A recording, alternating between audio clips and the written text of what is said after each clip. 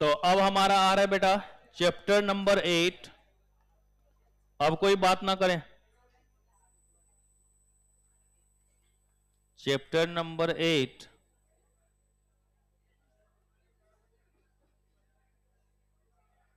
Money market और इसका unit number 1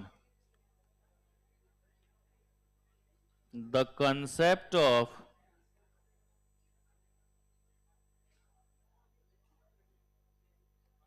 money demand.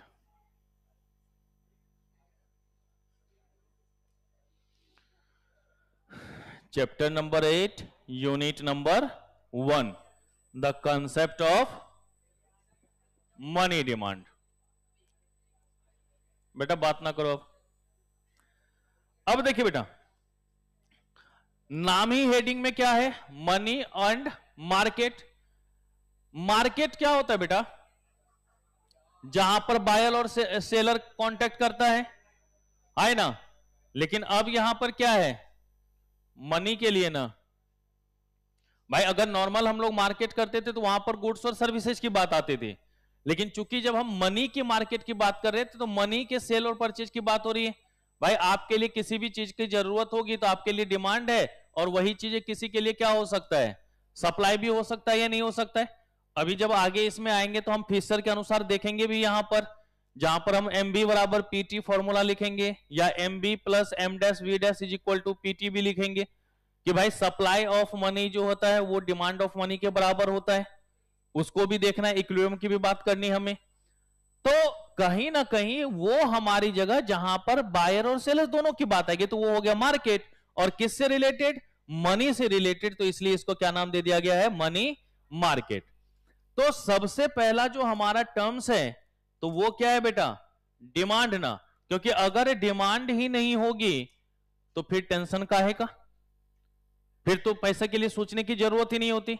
भाई आपके शौक हैं, उसको पूरा करने के लिए ना सोचते हो कि माल का होना जरूरी है। अगर आपका शौक ही ना हो तो पैसा रहे या ना रहे, सन्यासी बाबा की तरह झूमते रहो, पूरा संसार ही अपना है कि नहीं।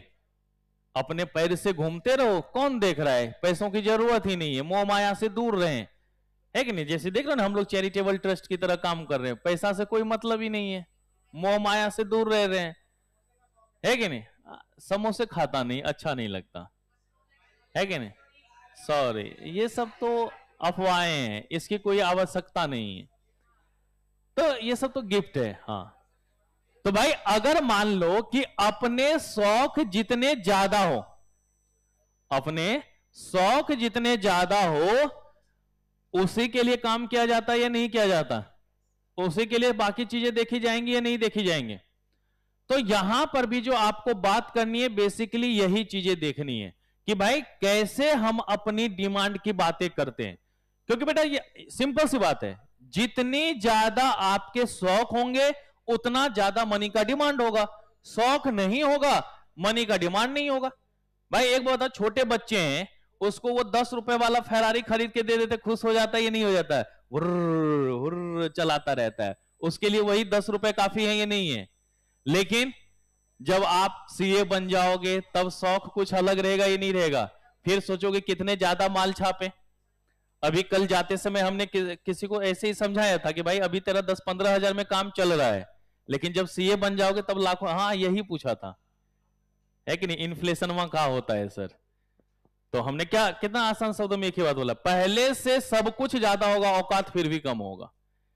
कहते हैं ना हम लोग भी बात बात में यही कहते हैं कि शौक तो बाप की कमाई से ही पूरा होता है, अपनी कमाई से तो सिर्फ जो है ना जरूरतें पूरी होती हैं, शौक कहां पूरी होती हैं। भाई इच्छा शक्ति तो ज्यादा होती है लेकिन उस अनुसार फुलफिल नहीं होता। लेकिन अभी पापा ये चाहिए, अच्छा ठीक है बेटा मिल जाएगा, होता ये नहीं होता। तो इन्फ्लेशन में यही होता है कि भाई सब चीज आपके पास पहले से ज्यादा। आज आप 15,000 रुपए घर से मंगा रहे हो, उसमें कितना मस्त एकदम जिंदगी जी रहे हो, बाद में सीए बनने के बाद लाखों कमाओगे, फिर भी बोलोगे कहां कुछ है यार, बहुत हालत खराब है, स्थिति बद से बदतर हो गई है।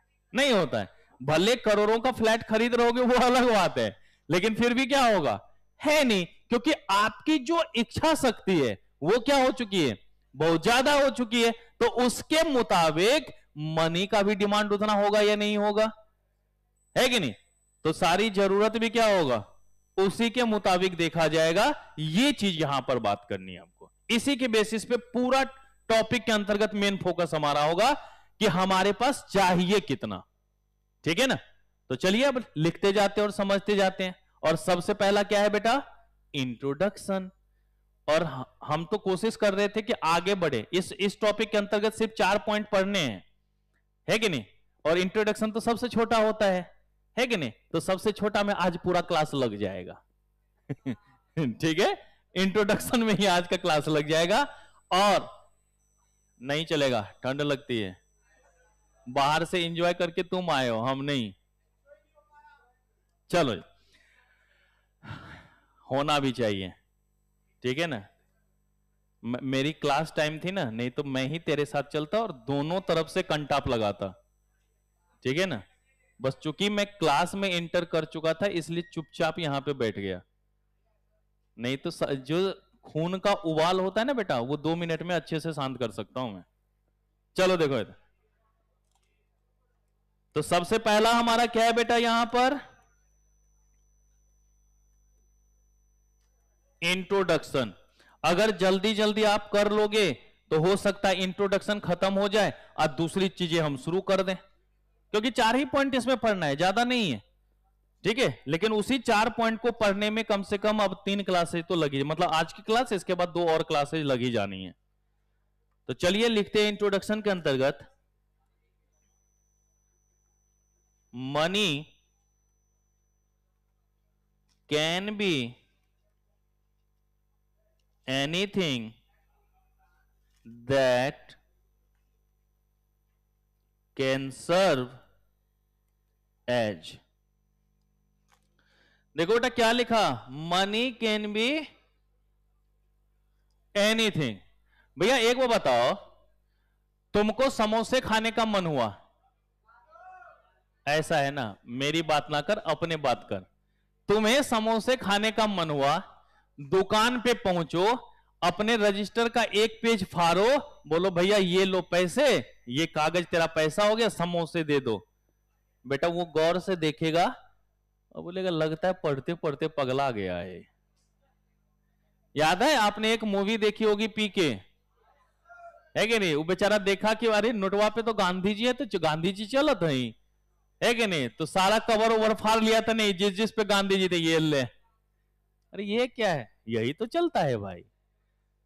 तो ऐसा तो नहीं है ना भाई, भाई जिसको हम दे करके कुछ भी खरीद पाएंगे वही ना मनी हो सकता है, हो सकता है नहीं हो सकता? तो कहता है कि money can be anything that can serve as, सबसे पहला स्टोर ऑफ वैल्यू। सबसे पहला क्या हो गया, स्टोर ऑफ वैल्यू। स्टोर का मतलब क्या होता है बेटा, जमा करना, इकट्ठा करना, मतलब यूं कह दे कि कहीं ना कहीं बचत कर सकते हैं हम लोग। तो इसमें लिख लीजिएगा, you can save it for future, कि जिसको आप बचा सकते हैं भविष्य निधि के लिए, फ्यूचर के लिए, ताकि आगे हमारा काम हो सके, तो वो भी हमारा क्या कहलाएगा, मनी। फिर कहता है बेटा unit of account, unit for account. अब जाते हो तो नोट देते हो ना बेटा, और वो नोट पूरे भारत में चलेगा ये नहीं चलेगा, तो उसी को क्या करते हैं हम लोग, यूनिट का मतलब जैसे हम लोग यहां इंडिया में क्या करते हैं, रुपीज की बात करते हैं, कहीं पर डॉलर चलता है, कहीं पे रियाल चलता है, इसी तरह कहीं पे टका चलता है, तो हर जगह चलता है ये नहीं चलता। तो सबका अपना अपना कुछ ना कुछ क्या होगा, वैल्यू होगा, तो उसको हम लोग क्या कहते हैं बेटा, यूनिट ऑफ अकाउंट। तो इसी को लिख सकते हैं कॉमन बेस फॉर प्राइसेज। भाई 10 का नोट दोगे तो 10 ही ना औकात रहेगी, ऐसा थोड़ी ना है यहां पर 10 है दूसरे दुकान में वो 20 बन जाएगा। और तीसरा मीडियम ऑफ एक्सचेंज। और ये सब चीजें आप लोगों ने 12th में तो पढ़ ही लिया होगा, बेसिक चीजें थी, बस थोड़ा सा वहां से अंतर है। ठीक है, जिन बच्चों ने 12th में पढ़ा था वो वहीं पर भूल जाना है कि नहीं। अब उसका यहां पर कोई काम नहीं है, यहां पे काम करने का तरीका पूरा बदल चुका है। ठीक है ना, तो 12th में हम थोड़ी ना पढ़ाए थे। चलिए, तो मीडियम ऑफ एक्सचेंज, तो मीडियम ऑफ एक्सचेंज में लिख लीजिएगा which can B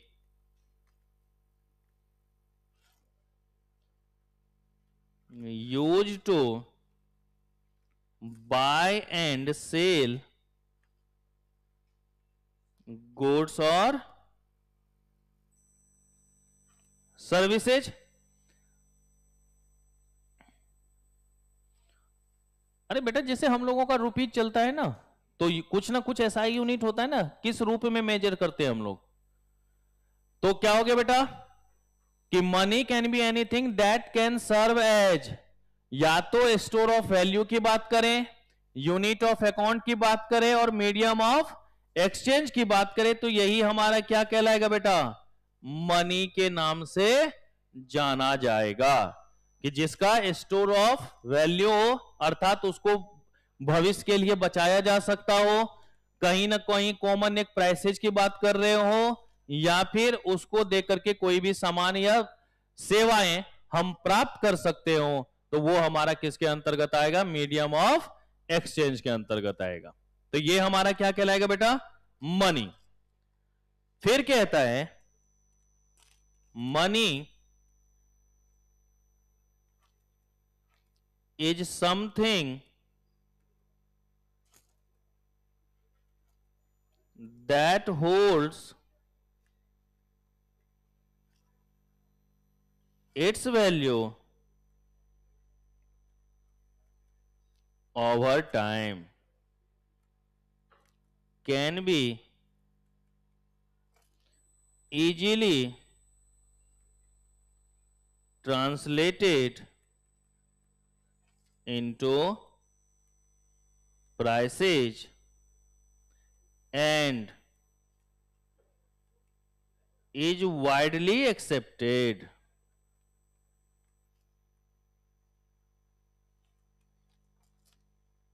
Many different things have been used as money over the years. कहता है क्या कि money is something that hold it's value over time. बेटा हर समय, मैं पुराने जमाने की बात कुछ और होगी, अभी की बात कुछ और होगी, आगे चल के हो सकता है कुछ और मनी की बात करें। जैसे पुराने जमाने में क्या होता था, सोने के सिक्के, जिसको मोहरे वगैरह के नाम से जानते थे, सोने चांदी के सिक्के होते थे या नहीं होते थे, धातुएं होती थी या नहीं होती, तो उसके बेसिस पे बात करते थे हम लोग या नहीं करते थे। आजकल के बेसिस पे हम लोग देखते हैं रुपए के रूप में बात करते थे। अब जो है फिर डिजिटल करेंसी जैसे बिटकॉइन वगैरह की भी बात होने लग गई है। तो कहीं ना कहीं समय दर समय पर उसकी वैल्यू मेजर करी जाती है, नहीं करी जाती उसकी कुछ ना कुछ वैल्यू करते हैं हम लोग। तो ये जो हम लोग कह रहे हैं ना कि बेटा कि डिफरेंट थिंग्स की बात कर रहे हैं, किसकी बात कर रहे हैं हम लोग, डिफरेंट थिंग्स की बात कर रहे हैं। तो अलग अलग दौर में क्या हमारा मनी के रूप में कंसीडर किया जाता था, उसकी बातें करेंगे। जैसे अभी हमने बोला सोने चांदी के सिक्के होते थे, मोहरे होते थे, इसके बेसिस धातुएं होती थी, उसके बेसिस पे बात करते हैं।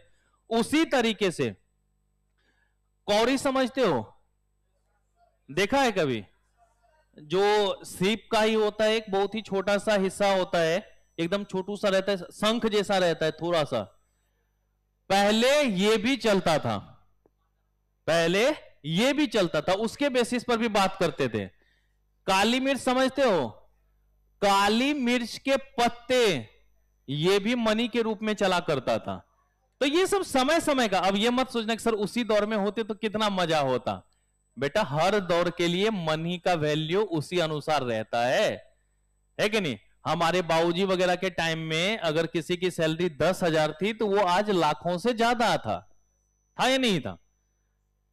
अभी से उसको कंपेयर करेंगे, पापा आप 10,000 कमाते थे, हमको देखिए हम 50,000 का थे, फिर बाबूजी बोलेंगे शांत रहे बेटा, तेरे से ज्यादा था वैल्यू। सिंपल सी बात है।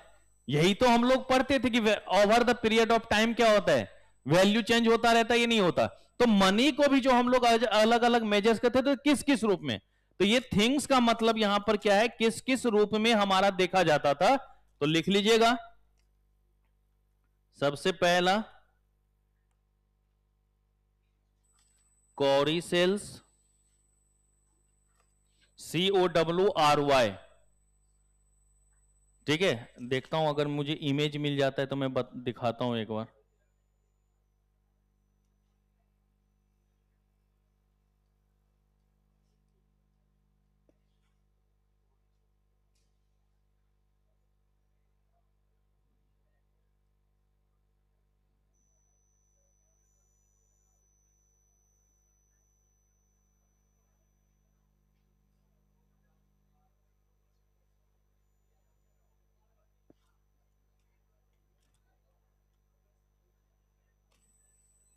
देखो बेटा, ये है कौड़ी, ठीक है। तो पुराने जमाने में ना ये चला करता था। अब बुर्बक अभी जाकर के किसी को देगा, ये लो इतने पैसे दे दिए, तो ले लेगा, वो कान के नीचे रेपटा बजा के भगा देगा। लेकिन किसी जमाने में इसकी भी वैल्यू थी या नहीं थी, है कि नहीं? हाँ, अब शादी ब्याह में चलता है। नहीं, अभी भी गांव घर में बहुत जगह पे खेला जाता है, जुए के रूप में भी इसका गेम होता है, ठीक है ना। तो इसी को हम लोग क्या कहते हैं बेटा, कॉरी सेल्स के नाम से जानते हैं। तो ये भी पहले हमारा किसके रूप में चलता था बेटा, मनी के रूप में चलता था, ठीक है।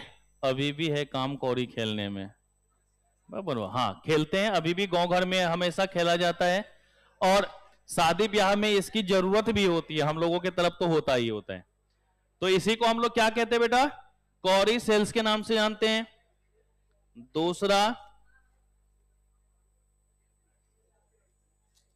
बार्ले।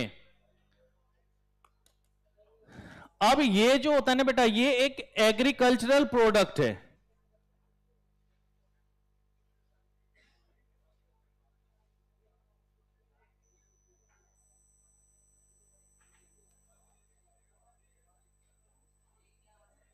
दिखाता हूं बेटा, एक मिनट, क्योंकि देखो, मैं अगर नाम लूंगा ना तो जो देहाती लोग होंगे वो तो समझ जाएंगे, शहर वालों को हो सकता है कि दिक्कतें हो। जौ समझते हो, जौ समझते हो ना, जो जौ होता है ना उसी को बोला जाता है बारले। ये देखो, ये भी उस टाइम में किस रूप में काम करता था, मनी के रूप में काम करता था, ठीक है। और आपको पता है बहुत जगह ऐसी भी स्थिति थी कि इसका कसम खाया जाता था पहले, है कि नहीं, क्योंकि इसको पवित्र माना जाता है। अभी भी जो है, जो पूजा पाठ वगैरह होता है ना, तो पूजा पाठ में, है कि नहीं, कहते हैं एते जब तिला, तो ये जो जौ तिला होता है ना, जब का मतलब यहां जौ से है, तो इसको उसमें पवित्र माना जाता है। तो इसको भी किस रूप में देखते थे हम लोग बेटा, मनी के रूप में। तो ये हमारा एग्रीकल्चरल प्रोडक्ट होता है, तो इसी को क्या नाम देते हैं, बार्ले के नाम से जानते हैं, ठीक है। इसको किस नाम से जानते हैं हम लोग, बार्ले के नाम से जानते हैं। तो आप अगर चाहे तो इसको लिख सकते हैं। और आप पता है, अभी तो अब लोग नए नए एडवांस्ड वर्जन में आ गए हैं, तो लोग जो है सेरेलैक वगैरह बच्चों को खिलाने लग गए हैं, जिसमें 22% चीनी होता है कि नहीं, बच्चों को मारने का तरीका सबसे ज्यादा। पहले ना इसी से रिलेटेड आता था बार्लिस, है कि नहीं, जौ का पाउडर होता था जिसको घोल करके बच्चों को खिलाया जाता था, और जो कि जो है ना बहुत ही शक्तिवर्धक होता था, एनर्जी वाला होता था, उसमें कार्बोहाइड्रेट प्रोटीन वगैरह सब होता था। लेकिन धीरे धीरे समय बदलता गया, अब लोग कहते हैं ये सब खिलाएंगे, क्योंकि छोटा सा डब्बा में आता था, इतू सा डब्बा में, बोलते ये खिलाएंगे बच्चों को, सेरेलैक खिलाते हैं, है कि नहीं, दूध डब्बा वाला पिलाते हैं, कहां से बच्चा वो मजबूत होगा। तो ये बार्ले जो होता है, ये भी हमारा क्या था बेटा, मनी के रूप में पहले मेजर्स किया करता था। फिर उसके बाद नाम आता है बेटा PAPPER, पेपर कॉर्न्स, काली मिर्च के पत्ते, ब्लैक पेपर जिसको कहते हो, तो काली मिर्च के पत्ते, ये भी हमारा किस, अब काली मिर्च के पत्ते दिखा, मरीच ना समझते हो रे, तब उसका पत्ता, वो भी हमारा किसके रूप में कंसीडर होता था बेटा? मनी वैल्यू के रूप में। और गोल्ड एंड सिल्वर तो सभी जानते हैं बेटा,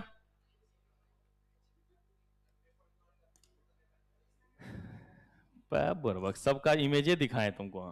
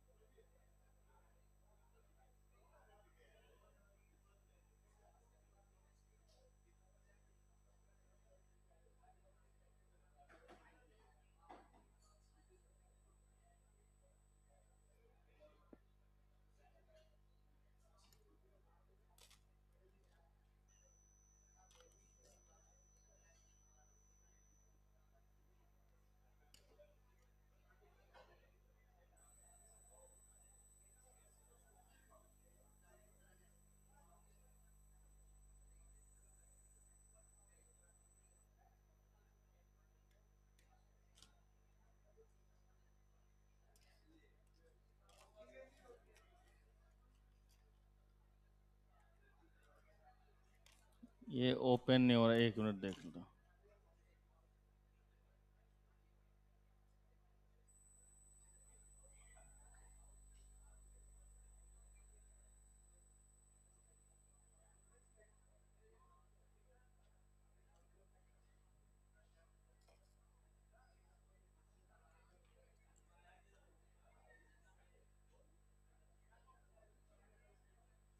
ये कोई अलग फाइल है, ये खुल नहीं रहा। चलो मैं फोटो भेज दूंगा। और कुछ तो चलो देखो, तो ये सारी की सारी चीजें हमारे किसके अंतर्गत कंसीडर होती थी बेटा? बताओ।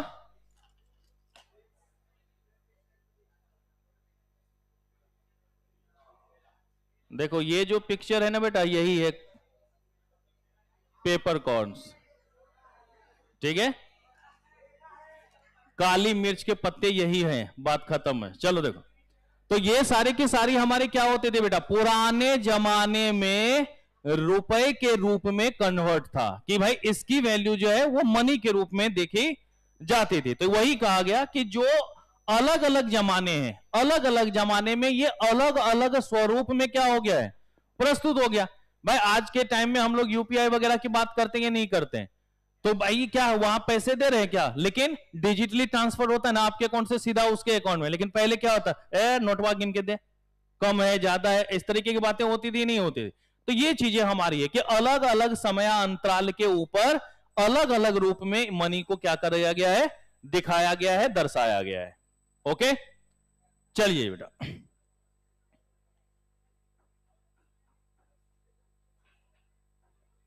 हाँ बेटा सूखे हुए तो क्या पत्ता तोड़ के जाएगा कि ये लो दे दिया हमने? नहीं, उसमें कुछ ना कुछ उस समय का कुछ होगा अपना। बस हमें तो ये समझना है कि इस पत्ते की वहां पर कुछ ना कुछ वैल्यू होती थी। नहीं समझा बेटा क्या बोल रहे हो? चलो देखो इधर, अब यहां पर एक छोटी सी बात इसमें और आती है जिसमें हम लोग देखते हैं FIAT, फिएट मनी। अब ये फिएट मनी क्या है बेटा? एक बार बताओ, कभी जो है ये बस वगैरह का टिकट कटवाए हो? कभी कभी ऐसा भी होता है कि बस वाले के पास ना छुट्टे नहीं होता, तो वो क्या करेगा? टिकटवा के पीछे ना लिख के सर्कल कर देगा, है ना? हाँ, जैसे यही टिकटवा है तो इसके पीछे ना अमाउंट लिख करके आपको दे देगा। अब बेटा जब तक आप डेस्टिनेशन पे पहुंचते हैं तब तक आपके लिए वो कागज का टुकड़ा नहीं है, वो उतने रुपए का नोट है या नहीं है, क्योंकि वो कागज देख करके आप उससे क्या ले सकते हैं? पैसा ले सकते या नहीं ले सकते? कागज देकर के क्या कर सकते हैं? पैसे ले सकते हैं। जैसे आपने देखा होगा एक रील बराबर आता है नाना पाटेकर का, उसमें क्या है कि वो स्टोर पे जाता है, सामान खरीदता, मान लो जैसे 99 रुपए का सामान हुआ, तुमने 100 रुपए दिया तो 1 रुपए का टॉफी पकड़ा देता है। तो वो क्या करता है ना, उस टॉफी को जमा करता रहता है। अब एक बार जब गया तो उस टाइम में 99 टॉफी उसके पास हो चुके थे, तो सामान खरीदा और वो 99 टॉफी वहां पे रख दिया। तो दुकान बोलता है ये क्या है? बोलते ये क्या है, तुम्ही ने तो दिया था, हमने रखा है, तुम्हें वापस कर रहा हूं। अब दुकान वाला कुछ बोलियो नहीं सकता, भाई दिया तो तुमने ही है ना, तो तुमने मनी का मेजर किया है ना, तो हमारे लिए यही मनी है, अब चलो मेजर करो। तो ये जो है ना एक्सचेंज हो रहा है, ये नहीं हो रहा है, तो इसी को हम लोग क्या करें बेटा, फिएट मनी। कि भाई जो हम लोग गोल्ड या सिल्वर पहले देते थे, तो उसके बिहाफ में अब देखो, क्योंकि उसको ना एक जगह से दूसरी जगह ले जाने में, रखने में बहुत सारी दिक्कतें थी। अब रख रहे हैं, बाद में पता चले नींदे हराम हो गया कि कहीं चोरी ना हो जाए, कुछ ना हो जाए। फिर कैरी करने में भी दिक्कत, भारी हो गया, कहां पे ले जाएं, एकदम झोला में वही भर के ले जाएंगे क्या? देखते हो ना कि कभी कभी ऐसा होता है कि बाइक खरीदने के लिए गया और पूरा सिक्का उड़ेल दिया कि अब गिन लो। ऐसा भी तो आता है कि अभी कुछ समय पहले की घटना है कि उसने, कंपनी ने मना कर दिया, तो भाई उसने कंप्लेन किया कि क्या ये मनी में कंसीडर होता है या नहीं होता। भाई कहीं ये रिस्ट्रिक्शन तो नहीं है ना कि आप 1 रुपए के 85 सिक्के रख सकते हैं, ऐसा तो रिस्ट्रिक्शंस नहीं है। भाई चाहे हम, मेरी मर्जी में एक एक के सिक्के से ही पूरा घर भर लूं अपना, ताकि देख के खुश रहूं कि देखो इतने पैसे हैं हमारे पास। तो आप मनी के रूप में किसको मेजर करते हुए, तो अब उसमें क्या हुआ कि गोल्ड वगैरह जो था उसको क्या किया गया, कागज के टुकड़ों में एक तरीके से कन्वर्ट कर दिया गया। और वो किसको रिप्रेजेंट कर रहा था? मनी को। भाई आपने बैंक में जमा कर दिया, बैंक ने आपको दे दिया कि भाई हाँ तुमने इतना जमा किया है, अब तूने इतना जमा कर दिया, तो वही कागज का टुकड़ा तू दूसरे को दे दे, वो अपना निकाल सकता है, कर सकता है, नहीं कर सकता। तो ये जो हमारा चेंज हो रहा है, यही क्या कहलाएगा बेटा, फिएट मनी। तो चलिए लिखते हैं इसके अंतर्गत,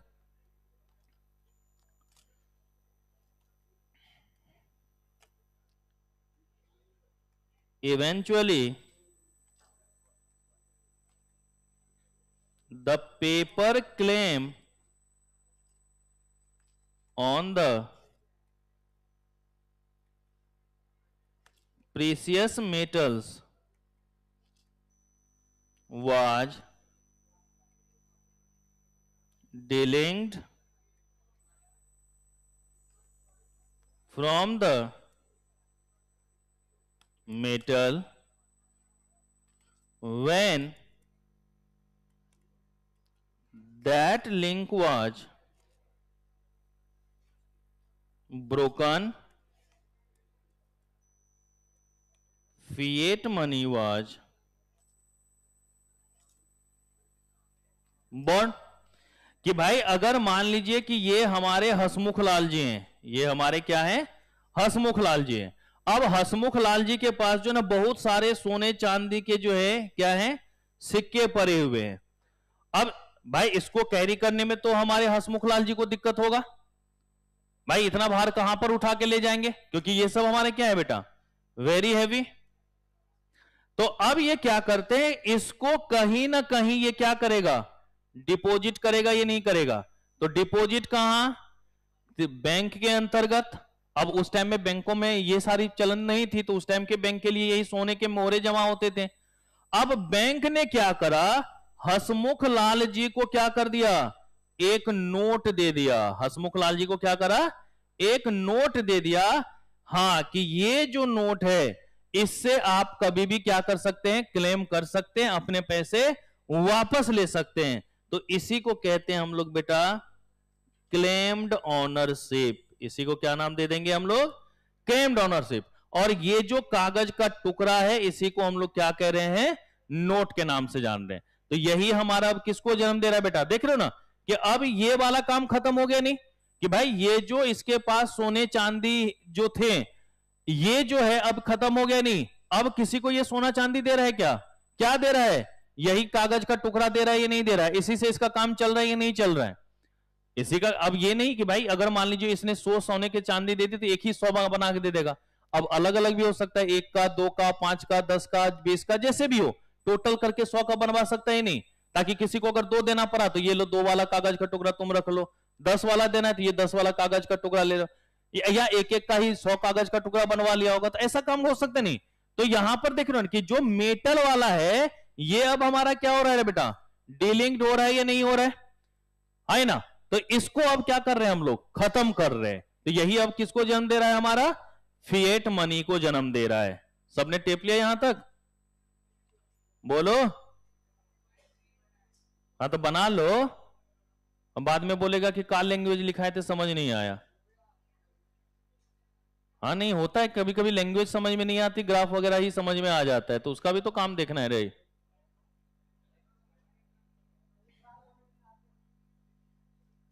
ठीक है,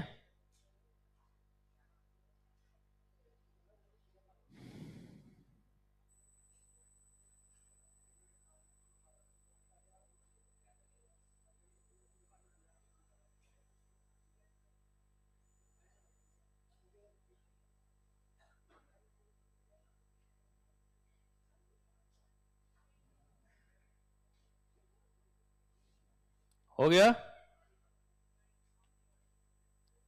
चलिए अब यहां पर कहता बेटा, नहीं हुआ, लिखिए मालिक।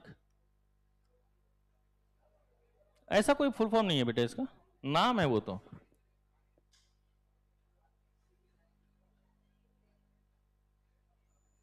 बेटा जल्दी जल्दी करो, कम से कम इंट्रोडक्शन तो आज कंप्लीट करवाओ।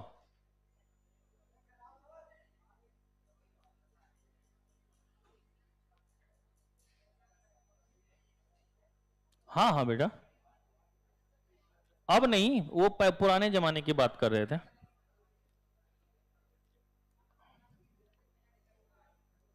अब अभी देखो ना, तुम लोग जो ये बिटकॉइन की बात करते हैं, बिटकॉइन में क्या आपको कोई फिजिकल करेंसी मिलती है क्या? नहीं मिलती है। एक नोट ही तो मिल रहा है, उसी के बेसिस पे, मतलब कोड ही के बेसिस पे ही काम होता है या नहीं होता है। और अब गवर्नमेंट ने उसको लीगल भी तो बहुत जगह कर दिया ना, बोला गया ना उसके ऊपर टैक्स तो लिया जा रहा है, और टैक्स लिया गया इसका मतलब लीगल है वो। इलीगल वाले पे तो टैक्सेशन की बात ही नहीं हो सकती, जब वो इनकम ही नहीं तो टैक्स कहां से। चलिए बेटा बात ना करो, लिखिए बेटा, फिएट मनी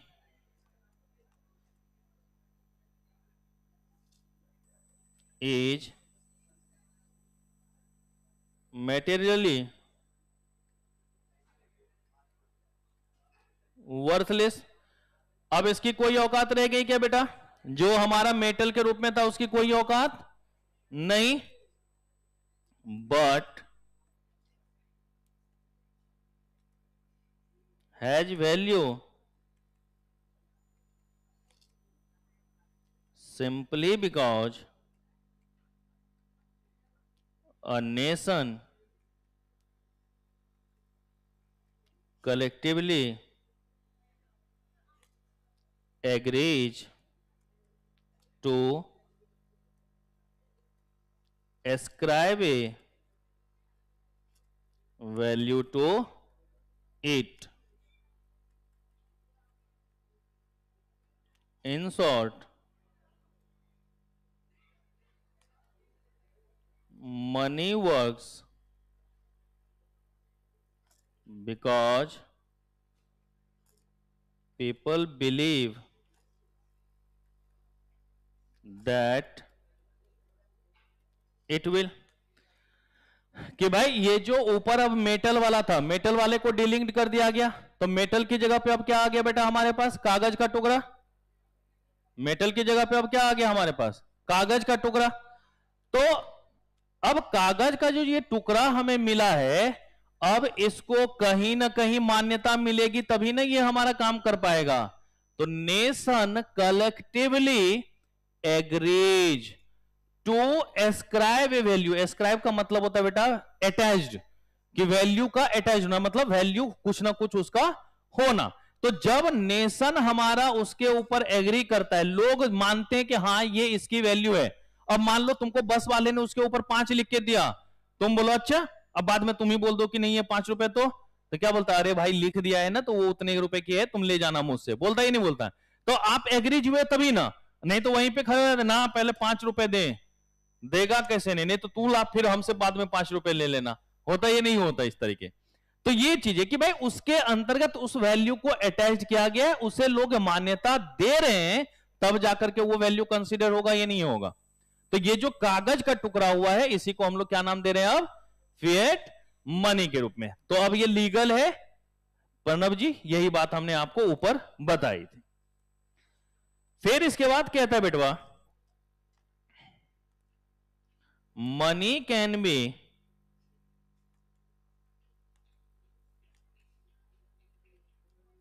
डिफाइंड फॉर, और ये जो अभी लिख रहा हूं ना इसको रट्टा मार लेना, समझने की जरूरत है नहीं, जो ऊपर लिखा है उसी का सार है। ये आरबीआई की तरफ से दिया गया डेफिनेशन है मनी का, जो कि 2007 में दिया गया था। ठीक है, तो इसको रटाफिकेशन के अंतर्गत कर लेना। ठीक है, इसको रट लेना बस, और कुछ मत करना, क्योंकि अगर एग्जाम में पूछेगा तो एडीजी डेफिनेशन दे देगा और पूछेगा कि ये कब दिया गया था और किसने दिया था। तो आरबीआई के द्वारा दिया गया था 2007 में। तो money can be defined for policy purposes as the set of liquid financial assets, the variation in stock of which could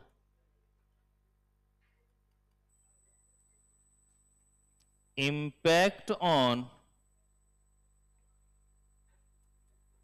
aggregate economic activity as statistical concept. Money could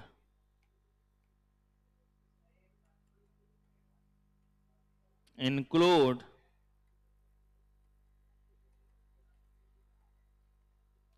certain liquid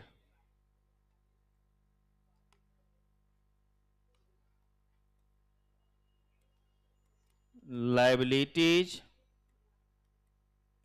of a particular set of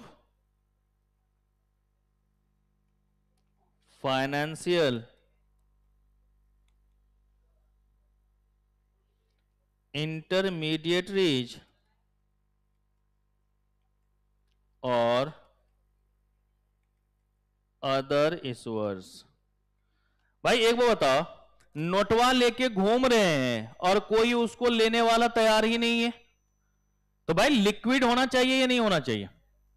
भाई हम जाते हैं एकदम online transaction करते हैं, सामान लेकर के चले आते, तो लिक्विड फॉर्म में है या नहीं है? मान्यता है तभी ना, है कि नहीं? अब कागज का टुकड़ा लेके गए और उसको सामने वाला एक्सेप्ट ही नहीं कर रहा है, तो क्या वो मनी होगा क्या?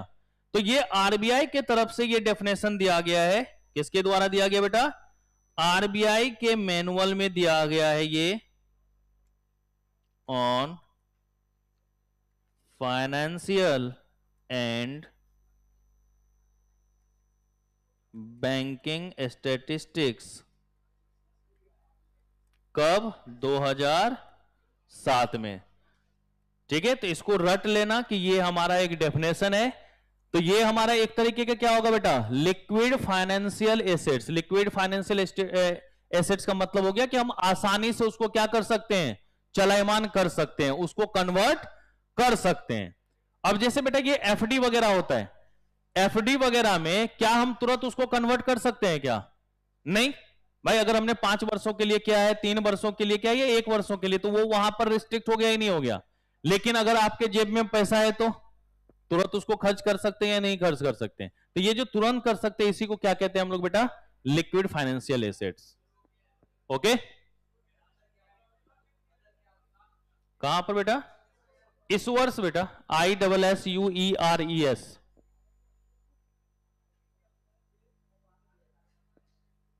हो गया?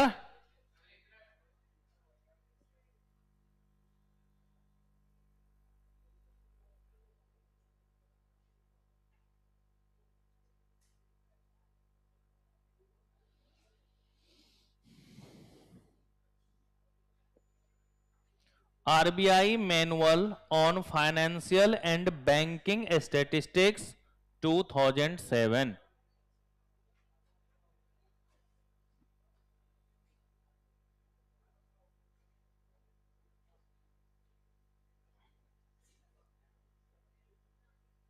मार्केट के बाद मार्केट कहां पर लिखा हमने?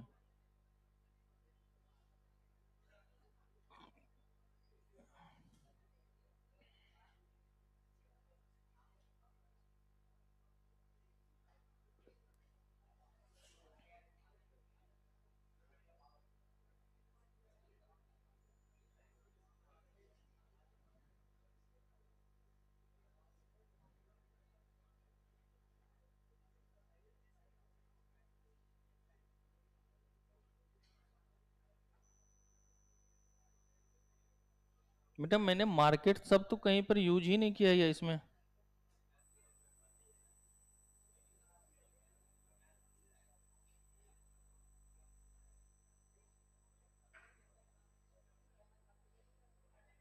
कोई बात नहीं, अभी सुधार कर लूंगा। हो गया बच्चों यहां तक? मजा तो यहां भी नहीं आएगा। अभी इंट्रोडक्शन खत्म नहीं हुआ है।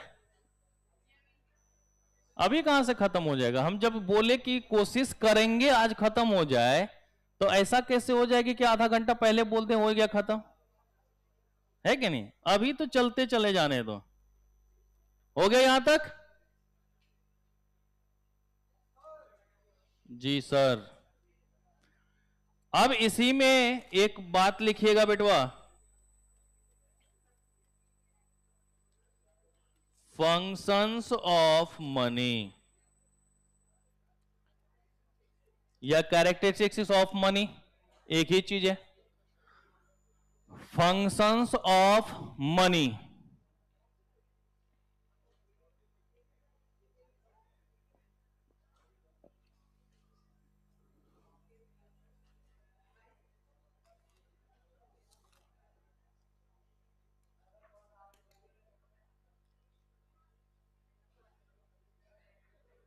तो चलिए जरा इसमें भी 8 बातों को लिख लिया जाए। हाँ, फंक्शंस ऑफ मनी में 8 बातें लिख लेते हैं। पहला, जनरली एक्सेप्टेबल। भाई एक वो बताओ, किसी को अगर तुम पैसे दो तो कभी वो मना करता है क्या? ओह नहीं चाहिए, नहीं रखेंगे, अरे ये नहीं चलेगा। बेटा नोट फटा हुआ भी हो रख लेगा, बाद में फेविक्विक से चिपका के अपना काम निकाल लेगा। तो जनरली एक्सेप्टेबल। फिर उसके बाद कहता है बेटा durable, that is long lasting. Money क्या होगा बेटा? ड्यूरेबल होगा या नहीं होगा? थर्ड, effortlessly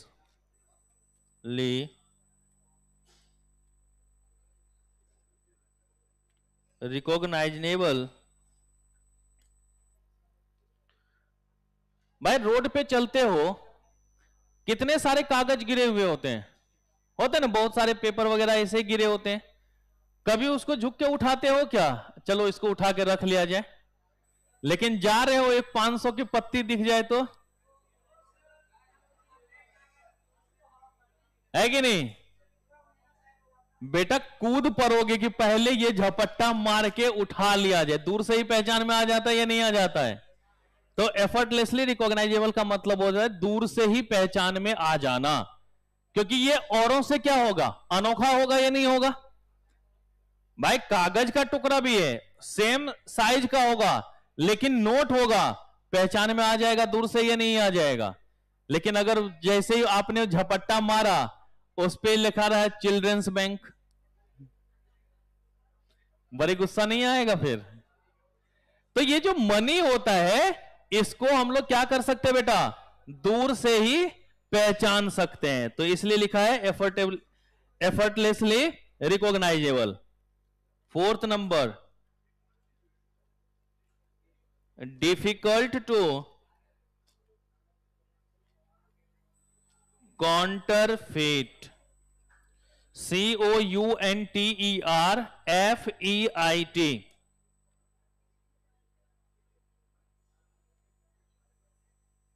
अब डिफिकल्ट टू काउंटरफेट का मतलब, काउंटर का मतलब क्या हो सकता है बेटा? आमने सामने। अब इसका मतलब भैया एक वो बताओ, क्या इसका आसानी से डुप्लीकेट बनाया जा सकता है? क्या इसको आसानी से रिप्लेस किया जा सकता है? नहीं किया जा सकता है। भाई डुप्लीकेट बनता भी है तो उस पहचान में आ जाता है या नहीं आ जाता? ऐसा थोड़ी नहीं कि डुप्लीकेट पहचान में नहीं आएगा।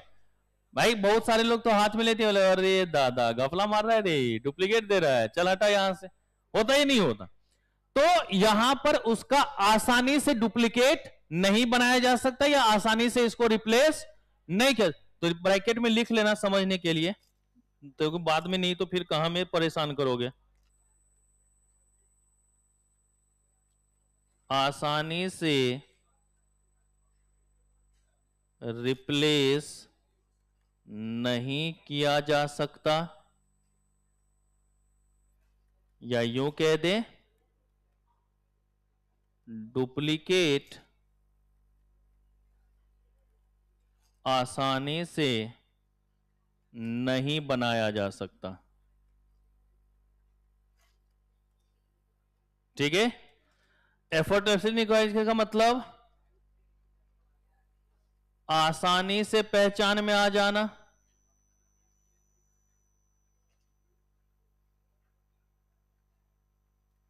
या यूं कह दे दूर से ही पहचान जाएंगे।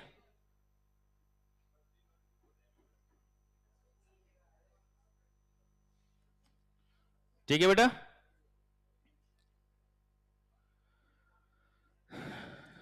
Fifth number,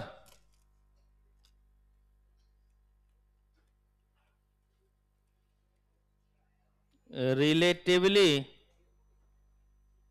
scars but has elasticity of supply।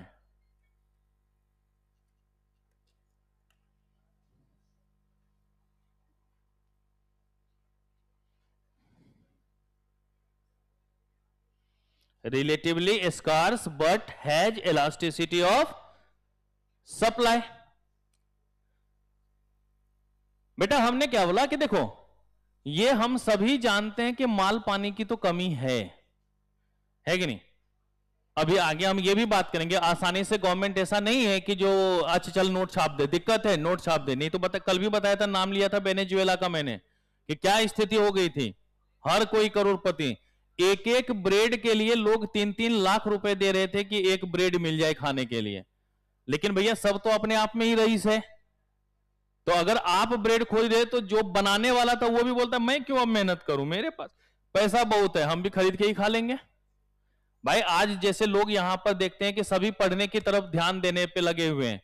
जो किसान है वो भी अपने बच्चों को क्या करते हैं, पढ़ाते हैं कि भाई कुछ आगे बढ़े।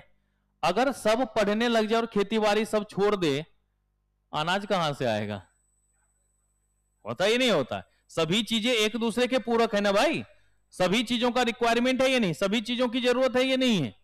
तो फिर वहां पर हम जैसे लोग आएंगे खेती करने के लिए, है कि नहीं? 2025 के बाद करना क्या है? खेती ही तो करना है भाई। किसी भी तरीके का फार्मिंग हो है तो वो खेती ही ना, तो कहीं ना कहीं काम आएगा ये नहीं आएगा। तो कहता है कि देखो भले मानते हैं कि इसकी कमी है, लेकिन सप्लाई कभी भी इसका जीरो नहीं होगा, कुछ ना कुछ इलास्टिसिटी तो इसकी होगी होगी। तो इसलिए लिखा है कि relatively scarce but has elasticity of supply, मतलब इलास्टिसिटी कभी भी जीरो नहीं होगा। ठीक है। इस केस में हम लोग क्या लिखेंगे? Elasticity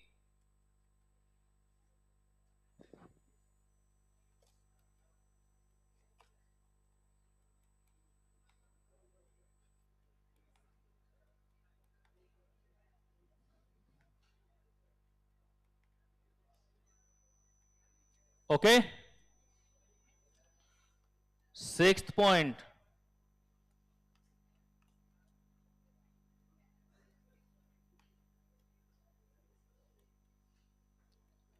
portable. भाई एक वो बताओ, अगर 100 सोने के मोहरे होते हैं वो ले जाना या एक 100 का नोट ले जाना, कौन सा ज्यादा सुविधाजनक होगा? वो भी छोड़े, 1 लाख रुपए के सिक्के ले जाना या अपने मोबाइल में गूगल पे, फोन पे या अकाउंट में 1 लाख रुपए का होना, कौन ज्यादा सुविधाजनक? आजकल है ना, मोबाइल है तो सब कुछ है ना। तो स्थानांतरण क्या हो जाएगा बेटा? सुविधाजनक हो जाएगा, नहीं होगा? पोर्टेबल का मतलब यही होता है स्थानांतरण, एक जगह से दूसरे जगह ले जाने में क्या होगा बेटा? आसानी होगा या नहीं होगा? आसानी से एक जगह से दूसरे जगह तक हम लोग क्या कर सकते हैं? कैरी कर सकते हैं या नहीं कर सकते हैं? अब पुराने जमाने में जिस टाइम में 100 का ही नोट मैक्सिमम हुआ करता था, अगर उस टाइम में किसी को 1 करोड़ लेके जाना हो तब कितना जगह लग रहा होगा? और जब अभी 2000 का नोट बन गया था तब 1 करोड़ का कितना जगह होगा वो देख ही रहे थे। 50 को गड्डी में साफ 1 करोड़, लेकिन 100 वाले में 1000 गड्डी। अंतर नहीं आएगा? अंतर आएगा या नहीं आएगा? तो ये कहीं ना कहीं दिक्कतें तो करेंगे। तो पोर्टेबल हो गया या नहीं हो गया बेटा? तो आसानी से क्या होगा? स्थानांतरण हो जाएगा, एक जगह से दूसरे जगह तक हम लोग आसानी से इसको लेकर जा सकते हैं। 7वां, पोजेज यूनिफॉर्मिटी। भाई ऐसा एक वो बताओ, अंबानी के पास 500 रुपए का एक नोट है और एक तुम्हारे पास 500 रुपए का नोट है, क्या दोनों की वैल्यू अलग अलग हो जाएगी? भाई चाहे अंबानी अडानी के पास 500 का नोट हो और चाहे हमारे पास 500 का नोट हो, उस 500 की वैल्यू सेम रहेगी या नहीं रहेगी? तो यूनिफॉर्म होता है या नहीं होता है? सबके लिए वो वैल्यू क्या होगा? बराबर होगा। ऐसा नहीं कि हाथों में जाते हुए उसकी वैल्यू बदल जाए, कि तुम्हारे हाथ में 500, बगल वाले के पास गया 300, किसी और के पास गया तो 1000। ऐसा नहीं है। वो 500 का नोट हर किसी के लिए क्या रहेगा? 500 का ही नोट रह जाएगा। ओके, तो इसमें लिख लेना कि सेम वैल्यू का होना। ठीक है, पोसेस यूनिफॉर्मिटी का मतलब क्या हो गया बेटा? सेम वैल्यू का होना। किसी के हाथ में हो, वैल्यू क्या होगा? सेम ही होगा।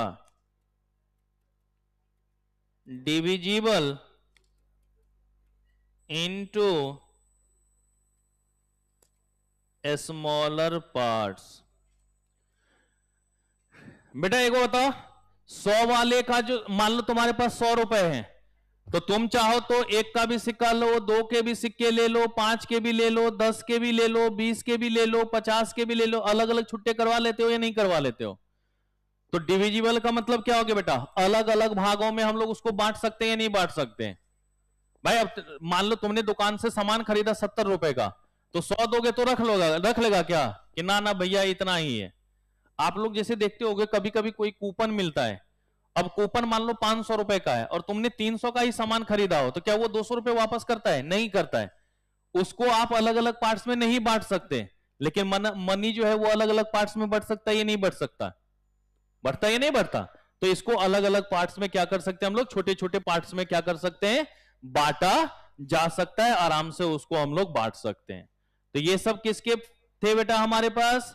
मनी के। क्या क्या? गौर से देख लो। सभी इसको जल्दी एक्सेप्ट कर लेंगे या नहीं कर लेंगे? सभी के अंतर्गत एक्सेप्टेबिलिटी होगी या नहीं होगी? लॉन्ग लास्टिंग होगा या नहीं होगा? ड्यूरेबल होगा? ऐसा तो नहीं है कि एक बार नोट दिया और खत्म, चलता चला जाएगा या नहीं चलता चला जाएगा? फिर उसके बाद आसानी से हम लोग दूर से ही उसको पहचान कर पाएंगे या नहीं कर पाएंगे? फिर उसके बाद इसका आसानी से डुप्लीकेट नहीं बनाया जा सकता। या ऐसा थोड़ी ना होगा कि भारत सरकार को आज अच्छा नहीं लग रहा था, बोला शाम में कि कल से नोट बंद।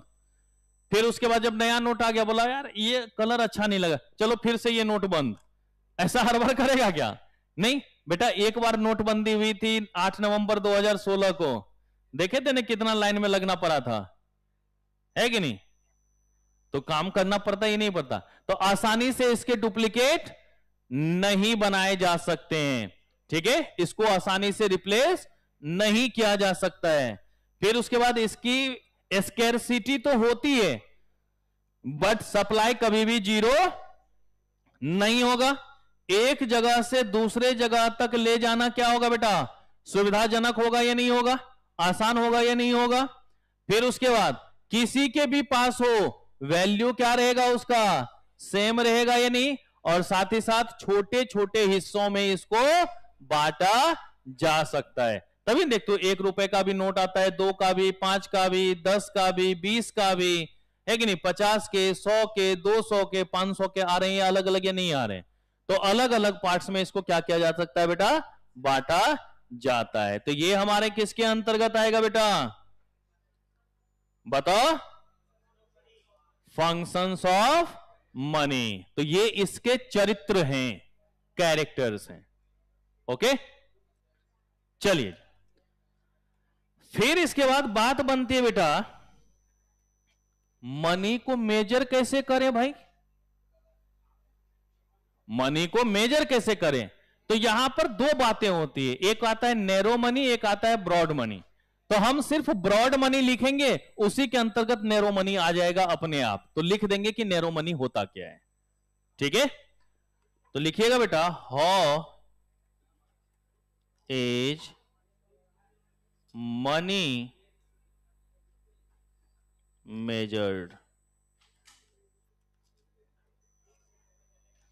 मनी को कैसे मापा जाएगा, जरा उसकी बात करते हैं। तो कहता है in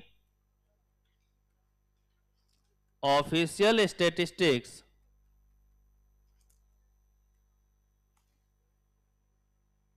the amount of money in an economy is generally measured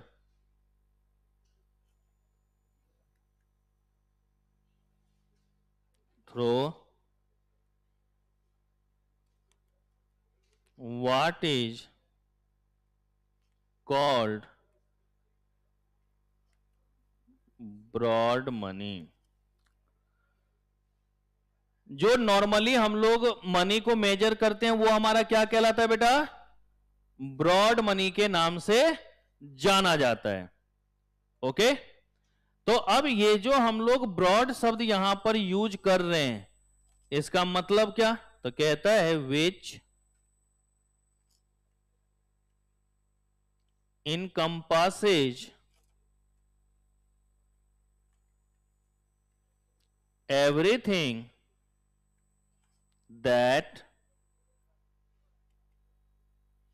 provides a store of value and liquidity।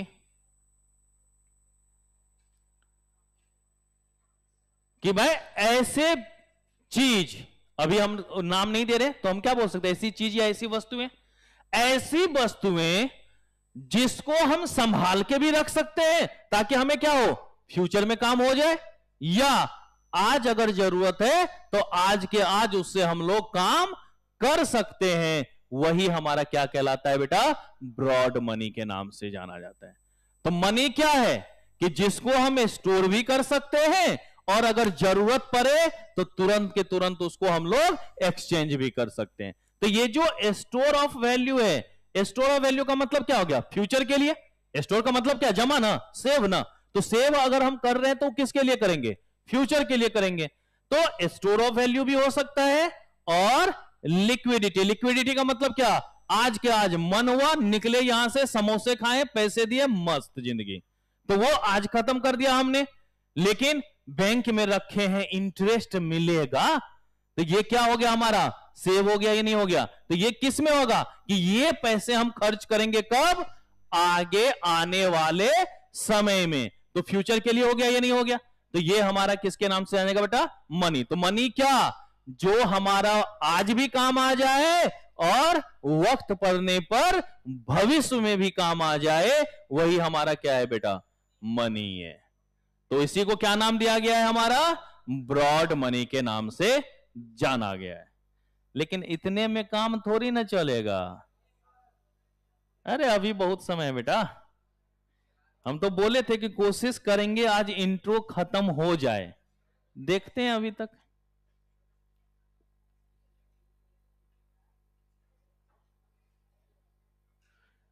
बेटा देखो उस टाइम में इसीलिए तो अलग अलग चीजें थी ना, ठीक है, उसमें अलग अलग पार्ट था। अब उस समय का इतना तो हम लोगों में डिस्कस है ही नहीं, बस उस टाइम में ये दिया कि इसको इस तरीके से यूज करते थे, तो कहीं ना कहीं उसका भी कुछ ना कुछ अलग अलग फंक्शंस होगा ना, उस बेसिस पर होगा बेटा। हो गया यहां तक टेप लिया? अरे बोलो। तो चलिए अब जरा ब्रॉड मनी को एक्सप्लेन करके एक बार देखते हैं।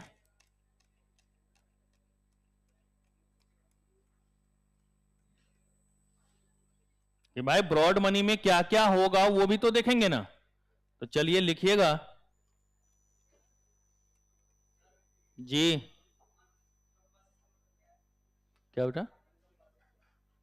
क्या?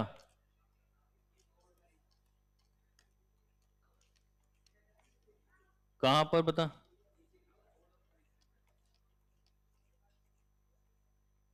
हाँ बता।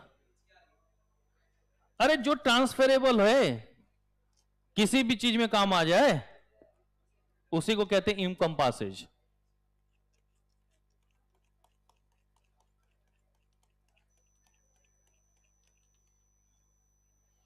लिखिएगा बेटा, ब्रॉड मनी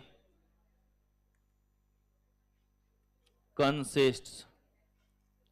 अब देखना पड़ेगा कि ब्रॉड मनी में क्या क्या चीजें हमारी यहां पर कंसिस्ट करती है। सबसे इसमें पहला लिखेंगे बेटा नेशनल करेंसीज। नेशनल करेंसीज ये जो है बेटा जनरली सेंट्रल गवर्नमेंट के द्वारा इशू किया जाता है। तो जनरली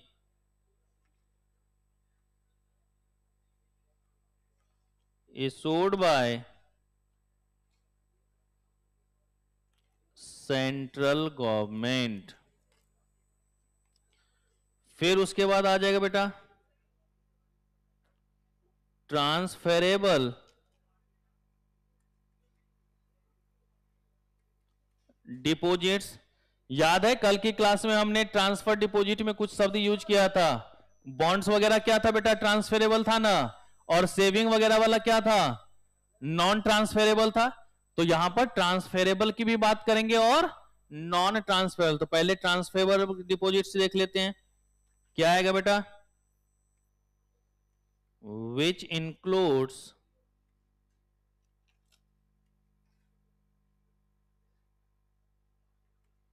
डिमांड डिपॉजिट्स,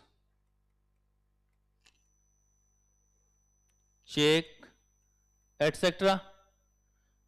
ये सब हमारा क्या हो रहा है बेटा?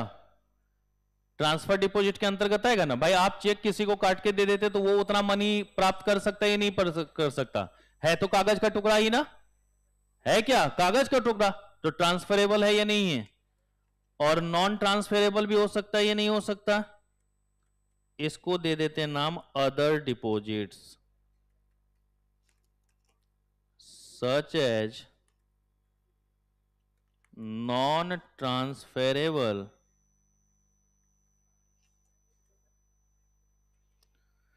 याद करो पिछली क्लास में सेविंग सर्टिफिकेट्स के बारे में बताया था। नेशनल सेविंग सर्टिफिकेट ट्रांसफरेबल था क्या?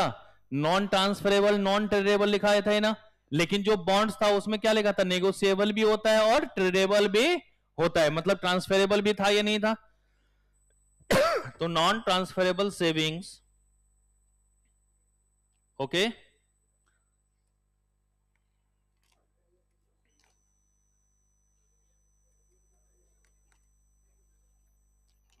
टर्म डिपॉजिट्स,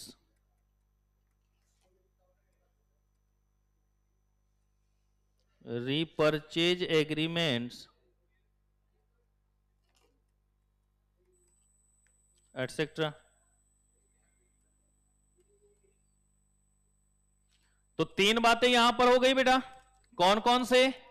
पहला हो गया नेशनल करेंसी, दूसरा क्या हो गया हमारा? Transferable deposit.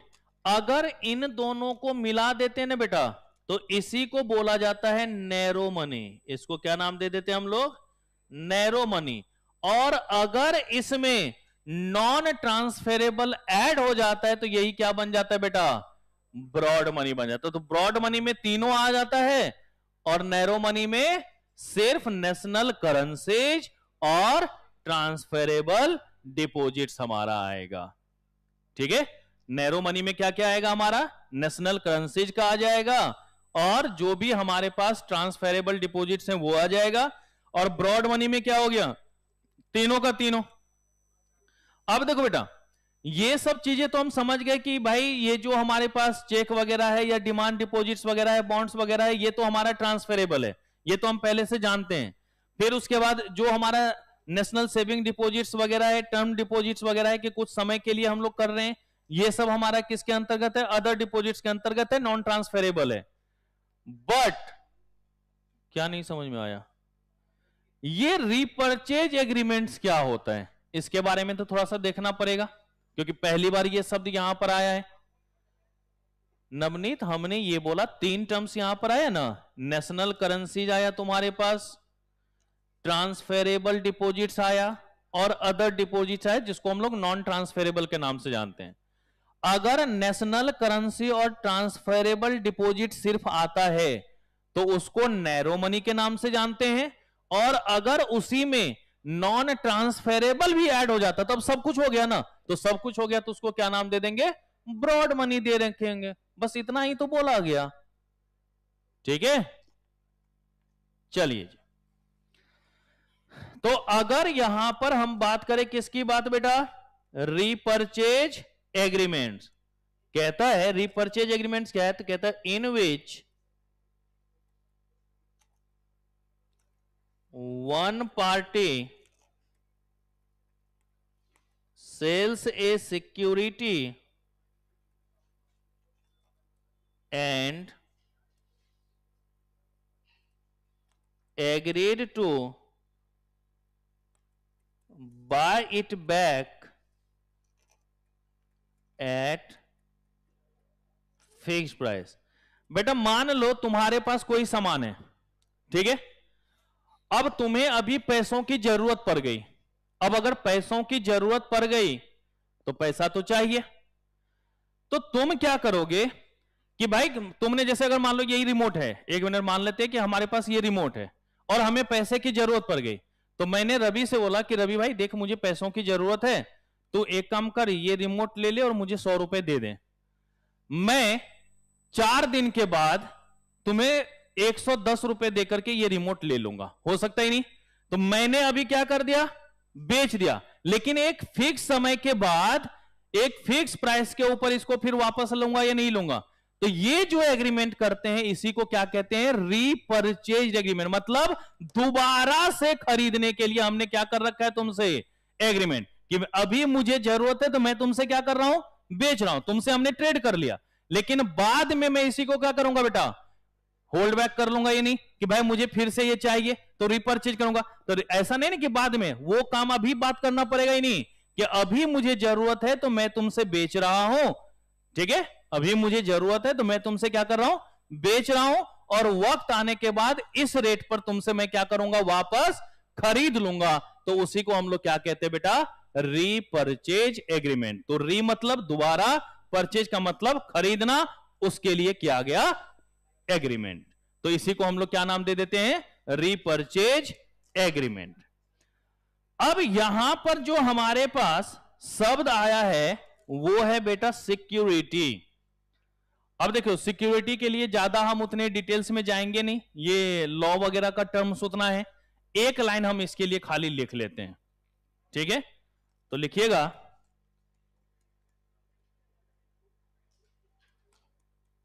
Securities other than shares. यहां सिक्योरिटीज का मतलब क्या है बेटा? Other than shares. यहां सिक्योरिटीज में शेयर नहीं आएगा। शेयर में कभी भी ऐसा नहीं होता कि तुम आज ले लो और 10 दिन के बाद मुझे इस रेट पे वापस कर देना। भाई उसमें बेच दिया तो बेच दिया, है कि नहीं? अगर नहीं बेचा होता तो एलकिड इन्वेस्टमेंट हमने जून में बेचा था, ठीक है, जून 2024 में एलकिड इन्वेस्टमेंट भेजा था हमने 4 रुपए कुछ पैसे के रेट में, 4 रुपए समथिंग पे हमने बेच दिया था, और 29 अक्टूबर को वो शेयर अचानक से बढ़ के हो गया था 2,36,000 का, ठीक है, और मेरे पास लगभग 1210 शेयर थे, ठीक है। तो अगर ये ट्रांसफर होता तो अभी मैं बोलता ना ना उस दिन वाला वापस चाहिए, 10 ले ले, 20 ले ले, 1000 ले ले, 1 लाख ले ले, वापस कर। होता ही नहीं होता। 1 साल रखा था, 1 साल में डबल हुआ था, तो हमने सोचा कि अब निपटा दिया जाए, अब कहा इसमें फायदा, ज्यादा मिलेगा नहीं। और जून में बेचा है, 29 अक्टूबर को उस शेयर की वैल्यू थी 2,36,000, जो कि 2-3 दिन पहले पहुंच गई थी 3,48,000 के आसपास या 40,000 के आसपास, एक शेयर का दाम। अगर वो 1200 शेयर होता तो क्या मजा आता। चलो नहीं, इसलिए हमेशा याद रखो, नसीब से ज्यादा इंसान को कभी कुछ नहीं मिलता। नहीं तो मैं फालतू की चीजें वाली शेयर सब रखता हूं, इसको क्यों बेच देता, ऐसे ही मनुआ बेच दिया। चलो देखो, तो securities other than shares, securities other than shares.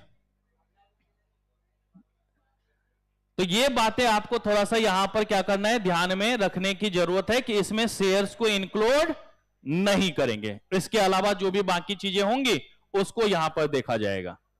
Okay बेटा, ध्यान में रख लोगे। चलिए, ये तो हमारी जो कहानी थी, ये कहानी थी किसकी बेटा, इंट्रोडक्शन की। किसकी कहानी थी, इंट्रोडक्शन। तो अब आपको पास लगता है कि समय है कि दूसरा यूनिट स्टार्ट किया जा सकता है। नहीं, अब जो दूसरा इसका टॉपिक है ना, वो टॉपिक का नाम वही है जो हमारा चैप्टर का नाम है, मनी डिमांड। तो पूरा का पूरा इसके बारे में पढ़ेंगे, और इसके अंतर्गत 3 भागों में हम लोग पढ़ेंगे। केंजियन के बारे में भी थोड़ा सा पढ़ लेंगे, फिशर्स के बारे में भी हम लोग पढ़ेंगे, और कैम्ब्रिज के बारे में भी यहां पर थोड़ा सा पढ़ेंगे। तो ये शुरुआत करेंगे हम लोग कल। तो कल हमारी कोशिश यही होगी, सेकेंड और थर्ड वाले को कम से कम खत्म कर दिया जाए। ओके, तो चलिए मिलते हैं एक छोटे से अंतराल के बाद। आज हमारा इंट्रोडक्शन खत्म, क्लास खत्म, ठीक है। चलिए धन्यवाद, मिलते हैं छोटे से अंतराल के बाद। बेटा चैप्टर कहां से अभी खत्म, मैंने बोला था ना 4 पॉइंट इसमें पढ़ना है, पहला पॉइंट खत्म हुआ है, 3 अभी पॉइंट इसमें और बाकी है, जिसमें लगभग 1.5 क्लासेज अभी लगेगा, ठीक है। चलिए धन्यवाद।